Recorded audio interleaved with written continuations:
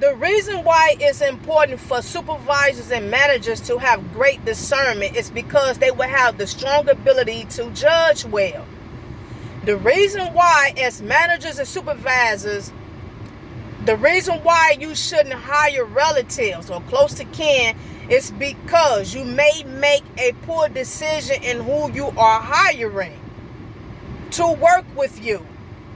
Your kinfolks, I'm sure they all may need jobs and a helping hand, and because you're a manager and you're the hirer, that you can go on and pull strings and get your peeps in. I understand that.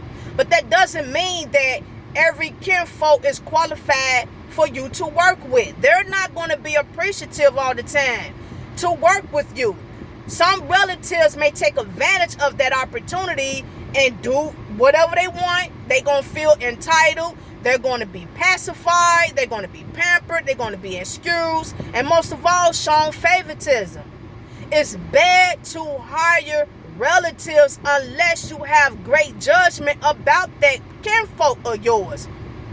If your kinfolks is good, responsible people, they can come to work, they got a head lift up to do the right thing and be responsible and become good employees and show appreciation with you giving them a job, then that's who you hire.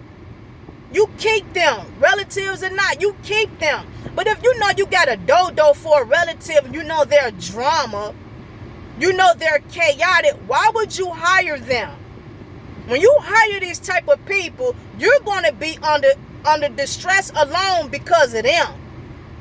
You're going to feel that if you put this person on watch, micromanage, or if you give them a write-up, suspend them, fire them, that personally when you go home, you got to face the rest of your relatives about why you treated Pookie so bad, and you know Pookie got mental problems. You know Pookie is bipolar and all this shenanigan. Well, if that's the case, then you're going to get heat from your other relatives. Then you shouldn't hire Pookie then. You should have never hired Ray Ray if Ray Ray got all these mental problems.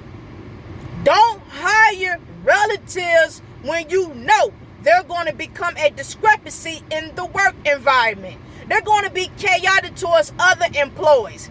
Other employees is going to see the shenanigan for what it is, and they're going to have a problem personally with you. I don't care who they are.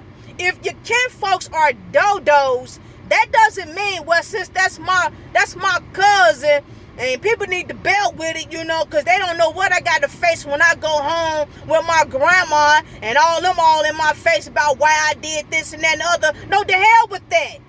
Your cousin Ray Ray is a dodo. He's stealing. He's chaotic. He's flirtatious. He's lazy. The list goes on. Get rid of him. We don't care about what's going on at home. You should have never hired your kinfolks who's a dodo. That doesn't mean, well, since that's my cousin and I'm the manager, I get to hire whoever I want to hire and just slap this dodo who's a criminal and could slice somebody's face off as soon as they have a little slight conflict about who gonna do this and who gonna do that. I ain't gotta do nothing. Well, yes, you do. Oh, you snitching on me, huh? And then next thing you know, somebody in the hospital, and yes, he's off to jail. All because you feel that you can just hire whoever you want because you want to be favored by your family at the barbecue. People, you have to have discernment if you are leaders. If you are managers, you have to have discernment, meaning great judgment. I don't care if everybody in your whole generation want to work with you. That don't mean you hire all of them. No, 1 or 2 out of 50 people in your family may be eligible to work with you, while everybody else is sitting back causing conflict amongst each other. This is ridiculous. I'm sick of it. The worst thing a manager could do is keep constantly bringing in relatives, close to kin, knowing 9 times out of 10, these people are going to become problematic. Now, what are you going to do about it if your kinfolks are problems at the jobs? What are you going to do? Well, this my kinfolk. Well, you know, I'm going to go on and keep giving them a chance and just I put up with them at home, y'all. No, that's your choice. That's your problem. Huh? That's your problem. We shouldn't have to put up with Ray Ray or Nikki We shouldn't have to put up with it. This is ridiculous. Oh, but yet, if Johnny over there, who's not related, do something out of the ordinary, you chew his throat out. Huh? When Delilah over there may do something under the sun or whatnot, you go over there and you feel like you want to put hands on them. But when it comes to your relatives, you're pacifying them. You're babysitting them. You're naive with their behavior. Managers, supervisors, I guess on all of y'all. I guess on my co-workers, and I guess on the so-called leaders. Look, somebody need to tell you. Stop making dodo decisions as leaders.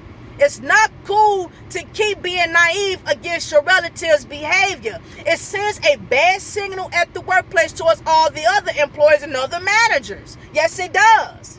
I'm here to say the things that everybody else is scared to say. Shalom.